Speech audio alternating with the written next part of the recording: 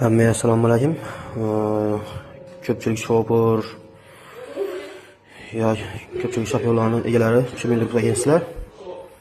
Euro 6 dafni 480lik, 460lik bo'lishi mumkin.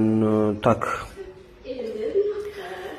Sizlar dillaringizda 460lik motorni Euro 6 dafni 460lik motorni pompasi shunday ko'rinish oladi. Bu elektronli deb aytiladi. Elektronli. Чтобы konditsionerni görünüşündeki variantı. Bamir alt tarafındaki bu başçarak modeli. Bazı 460 mı, 430 mı şunu aytıladi. Keyin 480, 510 mu deb aytilib turgan motorlarning pompasi bunday bo'ladi.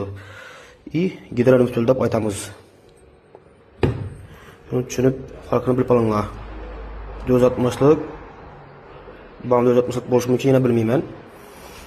480lik, 510lik mi, 520lik mi ki bunday emas. Motorga qarab aytib bo'lmaydi pompalarning farqini. Shuni bilib olinglar, iltimos sizlardan. Açmayıncadan, göməcədən pulcundan aytib bo'lmaydi. Bu pompani summasi boshqa bo'ladi, pompani summasi boshqa bo'ladi. Ikki pompani farqi bor alohida. Bu pompaning farqi bor. Hammasida alohida farqi bo'ladi. Kim pompaning xizmatiga bo'lsa, telefon nomeri qoldiramiz. Aloqalashib kelasizlar. Adres Xorazm Xonqa. Telefonlashib kelaverasizlar.